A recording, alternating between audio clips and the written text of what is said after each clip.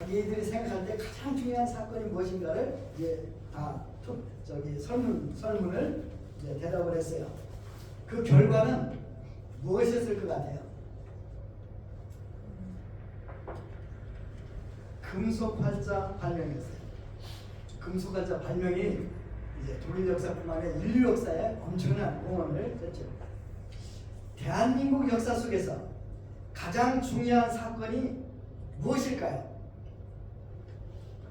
상해행제 무엇일 것 같아요?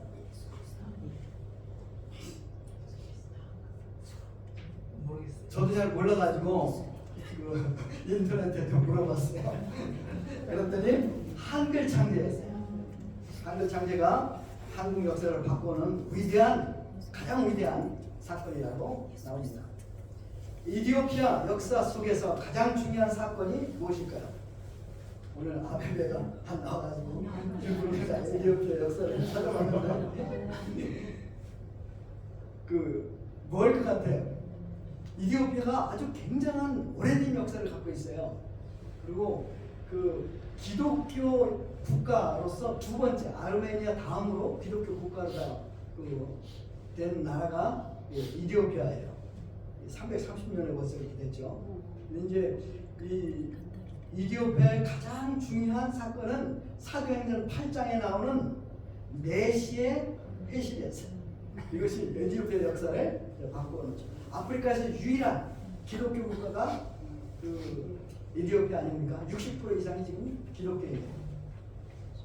6.25 전쟁 때 셀라시 황제가 자기의 친위대 6,000명을 우리 한국에 파송해가지고 한국을 위해서 싸우도록 했지 않습니까? 그러면 인류 역사의 가장 중요한 사건 무엇일까요? 예수님 탄생. 탄생입니다. 이건 인터넷에 안 물어봐도 다 아는 사실입니다. 예수님의 탄생은 인류 역사의 대전환을 맞게 했습니다. 오늘 이 성탄 말씀이 오늘 예배에 참석한 한 분 한 분 삶 속에서도 아름답고 중요한 전환이 되는 그런 사건이 되기를 간절히 기도합니다. 1파트 어두운 밤 1절에서 7절까지입니다. 1절 말씀을 보십시오. 그때 가이사 아우구스토가 영을 내려 천하로 다 호적하라 하였으니, 아우구스토 이것은 이름이 아니죠. 이것은 원로원이 로마 원로원이 국회가 이제 옥타비아누스에게 준 영예로운 칭호예요. 뜻이 무엇이죠? 경배받기에 합당한 사람, 이게 아우구스토라는 뜻이에요. 아우구스토는 전 유럽을 통일해서 로마 대제국을 형성합니다. 그런 탁월한 능력으로 로마 제국을 다스립니다. 그래서 로마 제국 안에 평화와 번영을 가져오게 했습니다. 이때는 전쟁이 사라졌어요. 사회복지도 실행해서 약 15만 명이 로마 시내에서 이 가난한 사람들이 국가 보조를 받으며 살았다고 합니다. 역사학자들은 45년간의 아우구스토 시대를 아우구스토 황금 시대라고 칭송을 합니다. 1899년 아우구스토를 칭송하는 비석이 터키에서 발견됐어요. 그 비석 내용을 보니까 아우구스토를 인류의 구세주라고 칭송하는 글귀가 나왔어요. 자, 그러면 여러분, 아우구스토가 정말 인류의 구세주일까요? 답은 뭐예요? 아니죠. 본문을 보십시오. 3절에서 5절까지 우리 목사님 한번 읽어주시겠어요? 3절에서 5절까지. 모든 사람이 호적하러 각각 고향으로 돌아가매 요셉도 다윗의 집 족속이므로 갈릴리 나사렛 동네에서 유대를 향하여 베들레헴이라 하는 다윗의 동네로 그 약혼한 마리아와 함께 호적하러 올라가니 마리아가 이미 잉태하였더라. 법에는 항상 예가 있습니다. 그런데 가이사의 명령에는 예가 없었어요. 나사렛에서 베들레헴까지 거리는 약 150km나 되는 아주 먼 거리였습니다. 만삭이 된 임신부가 무거운 몸을 끌고 이 험한 여행을 해야만 했습니다. 팍스 로마나 로마의 평화라는 정치 이념 아래 인권은 여지없이 유린되고 있었습니다. 여기서 우리가 배우는 바가 있습니다. 그것이 무엇입니까? 그것은 인간은 구세주가 될 수 없다는 것입니다. 가장 이상적인 정치가 이루어지고 가장 이상적인 정치가가 이 땅을 다스린다 하더라도 늘 모순과 아픔과 불의가 있는 것이 바로 우리가 사는 세상입니다. 6절 7절을 보겠습니다. 목사님 계속해서 한번 읽어주시겠어요? 거기 있을 그때 해상할 날이 차서 첫 아들을 낳아 강보에 싸서 구유에 뉘었으니 이는 여관에 있을 곳이 없음이러라. 마리아가 베들레헴에 도착하자 산통이 시작이 됩니다. 요셉은 산모 마리아의 해산을 할 방 한 칸을 얻고자 이리저리 분주하게 뛰어다녔을 것입니다. 그러나 그들에게는 산모에게 방 한 칸 내어줄 마음의 여유가 그들에게는 없었습니다. 우리 사회에서 산모는 어디를 가나 특별 대우를 받지 않습니다. 그러나 마리아가 산통으로 부르짖을 때 사람들은 귀를 틀어막습니다. 못 들은 채 합니다. 결국 마리아는 짐승들이 거하는 애안가로 갑니다. 그리고 거기서 첫 아들을 낳습니다. 강보에 쌓아서 말밥통 구유에 누입니다. 그렇습니다. 예수님은 태어나실 때부터 사람들의 무관심과 냉대 속에서 태어나십니다. 우리가 성탄 카드를 보면 얼마나 평화롭습니까? 얼마나 아름답습니까? 얼마나 기쁨이 넘치는 마국간의 모습이 나옵니다. 그런데 실제로 예수님이 태어난 애안가는 그처럼 평화롭고 아름다운 곳이 아니었습니다. 그곳은 사람들의 이기심과 사람들의 냉혹함이 고스란히 느껴지는 그런 장소였습니다. 그곳은 마리아와 요셉이 눈물을 흘리던 그곳이었습니다. 힘없고 소외된 자들의 고통과 슬픔이 가득한 장소가 바로 예수님이 태어난 그 마구간입니다. 주님이 태어난 밤 차갑습니다. 어둡습니다. 이 밤을 밝은 새날 8절에서 14절까지입니다. 8절을 보십시오. 베들레헴 근처 들에서 목자들이 밤에 자기 양떼를 지키고 있었습니다.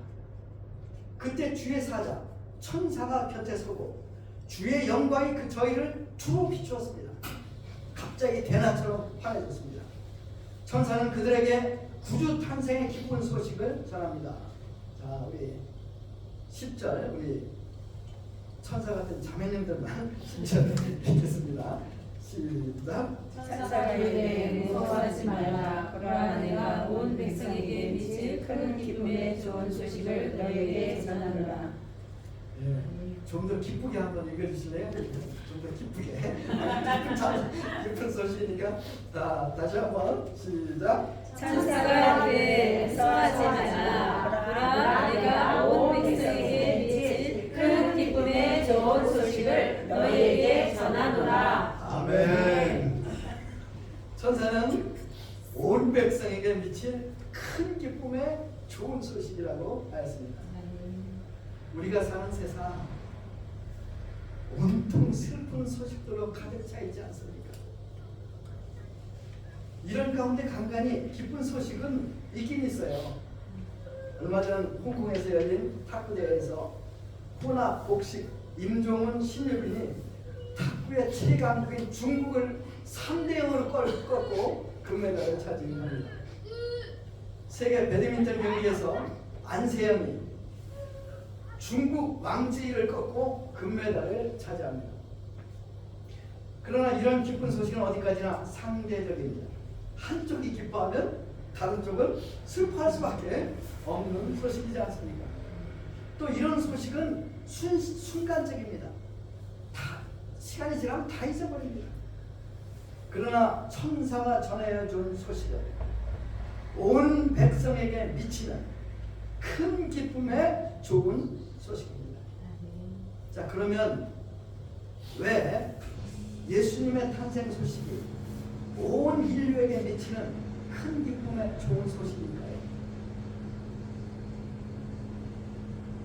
11절. 자, 이번에는 형제님들로 한번 읽겠습니다. 11절. 시작. 오늘 다윗의 동에 너희를 위하여 구주가 나셨으니 곧 그리스도 주시니라. 아멘. 자, 자매님보다 조금 더 크게. 자, 다시 한번 시작. 오늘 다윗의 동네 너희를 위하여 구주가 나셨으니 곧 그리스도 주시니라. 아멘. 구주 무슨 뜻이죠? 네, 구세주, 구원자 이런 말이에요. 그리스도라는 말은 무슨 뜻이에요? 하나님의 기름 부은 자, 왕이라는 말이에요. 왕. 주는 뭐예요? 그리스도 주라고 했을 때 주는 보통 하나님을 얘기하죠. 하나님. 그러니까 무슨 말이에요? 하나님께서 약속하신 대로 인간의 몸을 입으시고 죄인들을 구원하시기 위해 이 땅에 오셨다 이런 말이죠. 여러분 슬픈 소식이 많이 있지만 인류 역사상 가장 슬픈 소식 어디에 쓰여 있는지 아세요?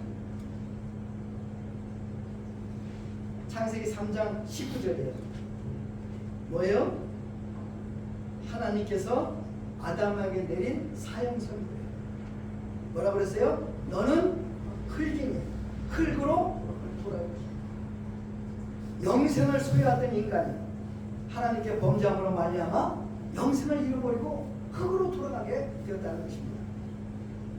사람이 밤잠 자지 않고 열심히 공부합니다. 판검사가 됩니다. 대통령도 됩니다. 전문의가 됩니다. 유명한 배우도 됩니다. 그러나 다 늙습니다. 그리고 다 죽습니다. 다 흙으로 돌아갑니다. 모든 인간은 흙에서 와서 흙으로 돌아가는 허무한 인생이 되었습니다.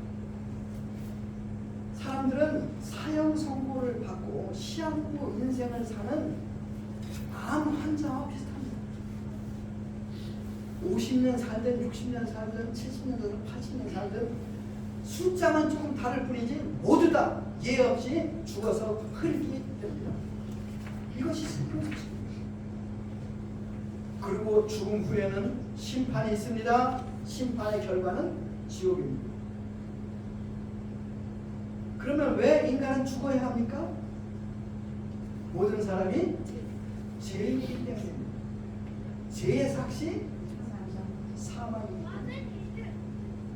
그런데 여러분 우리를 이 죽음에서 구원할 구주가 탄생했다고 지금 천사가 선포하고 있는 것입니다.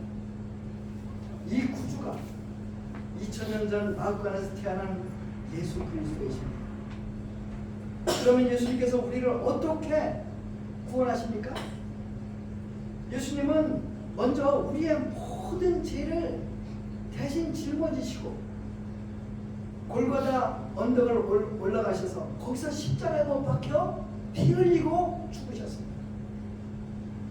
그리고 3일 만에 죽은 자 가운데 다시 부활하십니다. 이로써 우리의 죄 문제를 해결하시고 우리를 사망으로부터 구원하십니다. 이보다 더 크고 기쁜 소식이 어디 있겠습니까? 그런데 많은 사람들이 이 성탄의 기쁨을 누리지 못합니다. 왜 그렇습니까? 왜 그런 것 같아요? 그것은 예수님의 탄생이 나와 아무 상관이 없다고 생각하기 때문입니다. 그래서 오늘 여기 누군데요?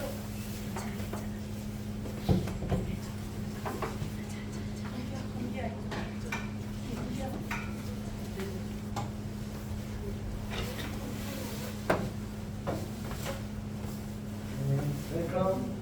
잘 왔어요? 안녕하세요. 11절 말씀 우리 같이 한번 읽어볼까요? 11절 말씀 같이 읽으면서 천사가 어떤 말을 강조했을까 생각하면서 한번 11절 말씀 읽어보겠습니다.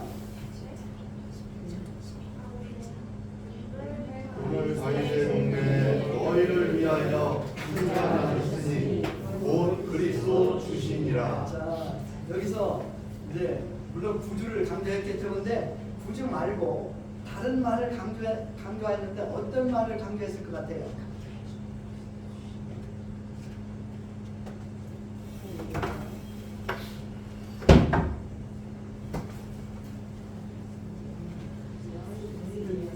예?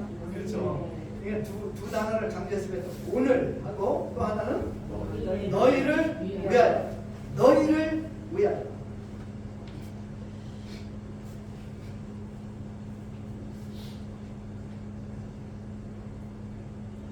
오늘이 무슨 뜻이죠? 자, 오늘이 뭐예요? 어제가 아니고 오늘. 또 내일이 아니고 오늘. 지금이라는 말이죠. 자, 예수님은 오늘 지금 누구를 위해 탄생했어요? 너희를 위하여. 바로 여러분들을 위하여 예수님이 오늘 탄생하셨습니다. 사랑하는 성도들, 예수님은 바로 오늘 여러분들을 죄와 죽음과 지옥에서 구원하시기 위해 태어나셨습니다. 아멘. 예수님을 구주로 영접하시면 그 순간부터 여러분은 구원을 얻게 됩니다. 아멘. 하나님의 자녀가 됩니다. 아멘. 여러분 새 삶을 살게 됩니다. 아멘.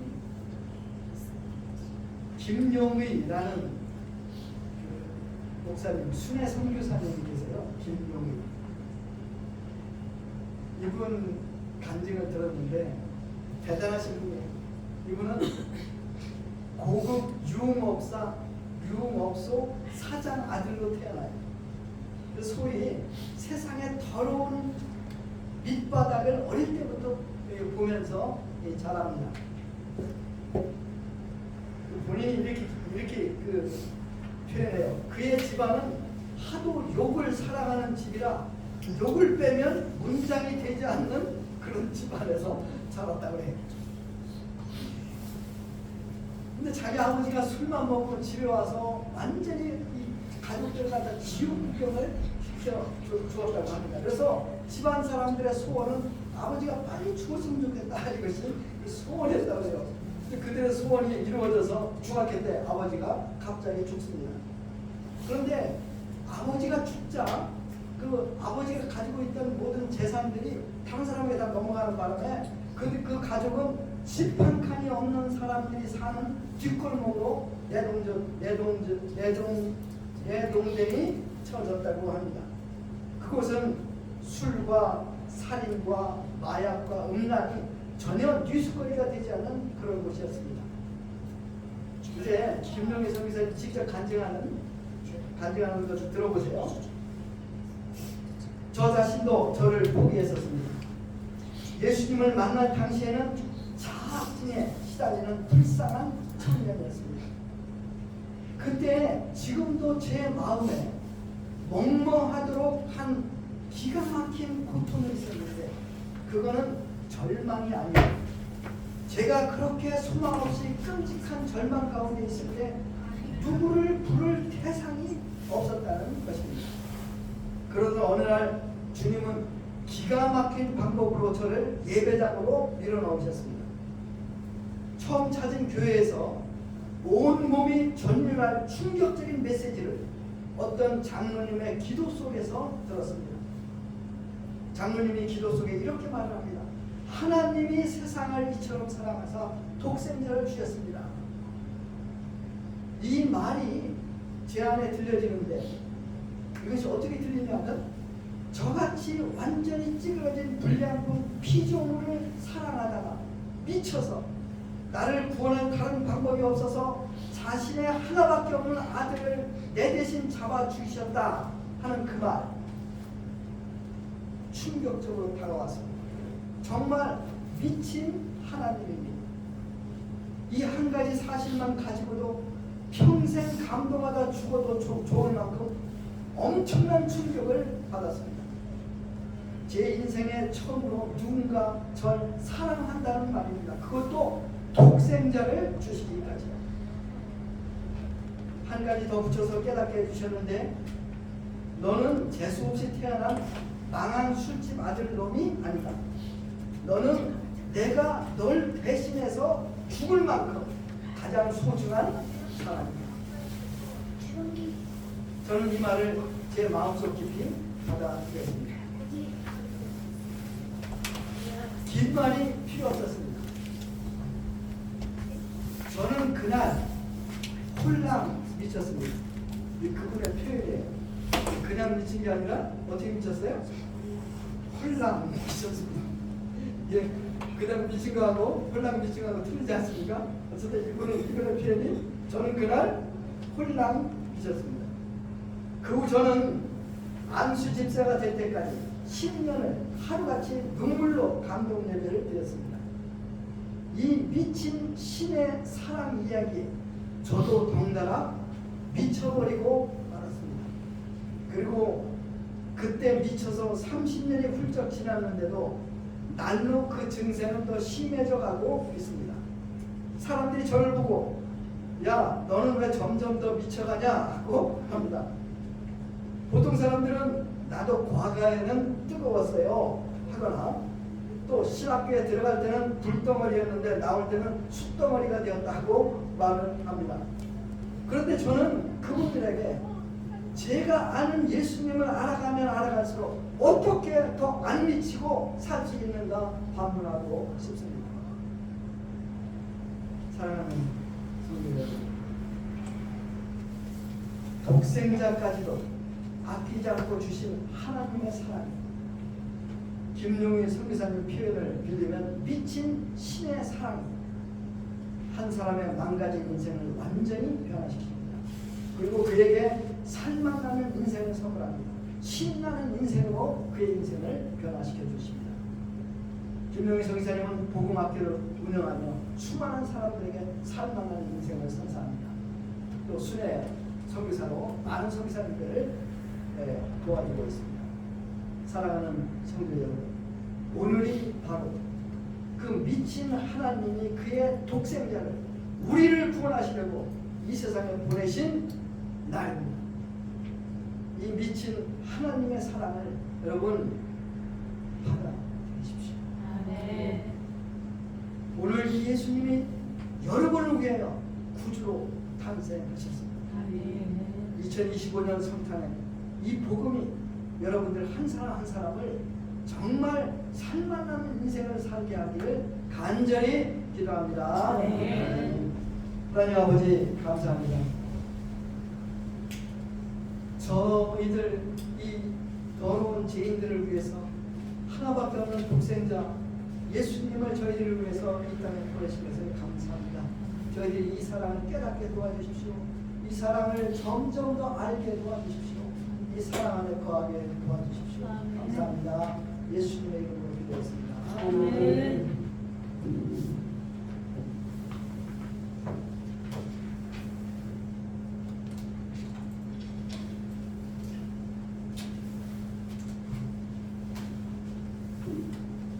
다음에 우리 찬송가 응답 찬송 드리면서 말씀에 응답할 찬송가 123장 저들밖에 한 번 중에 찬양 드리면서 우리 헌금 시간을 갖게 했는데 헌금 시간은 밑에 계좌번호가 적혀 있습니다. 그 계좌 온라인으로 하겠습니다. 우리 새로 오신 분들을 위해서 우리 뒤에 보면 가사가 다 적혀 있습니다. 전사들은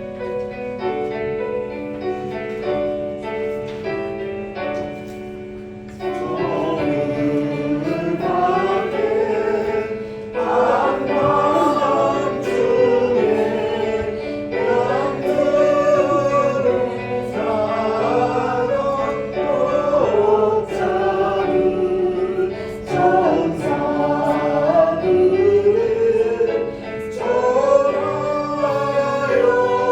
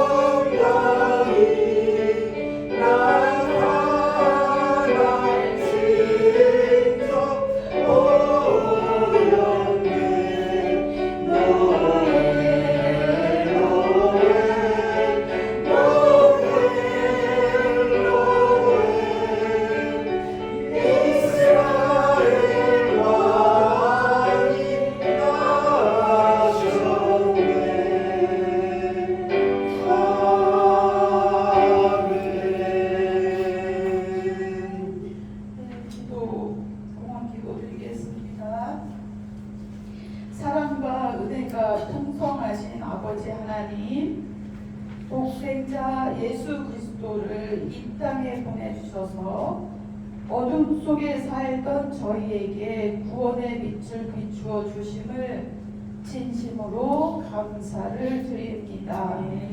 가장 낮은 곳으로 오셔서 인류의 소망이 되어주신 주님의 탄생을 기뻐하며 오늘 저희의 마음과 정성을 모아 예물을 드립니다.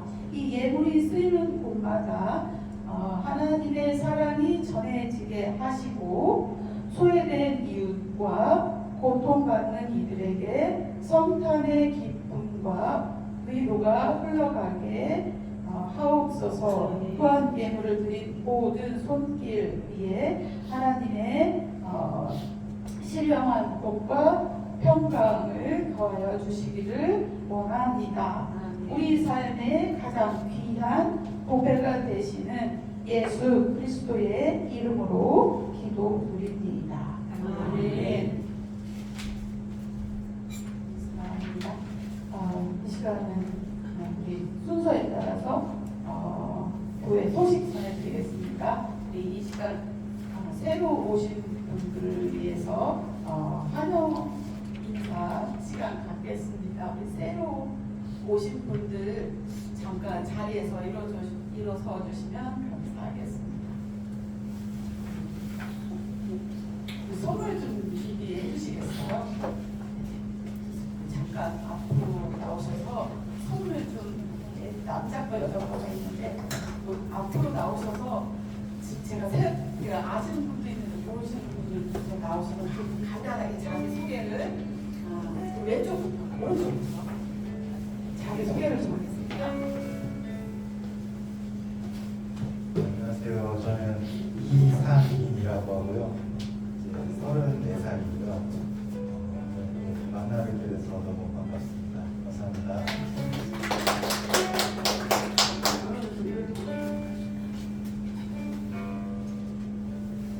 안녕하세요. 저는 이예진이고요.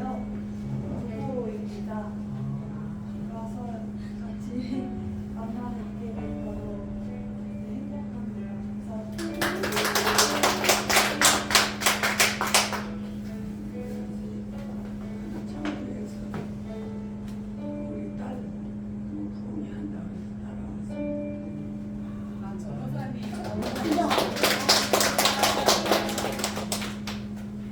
네, 안녕하세요. 저는 최정우입니다.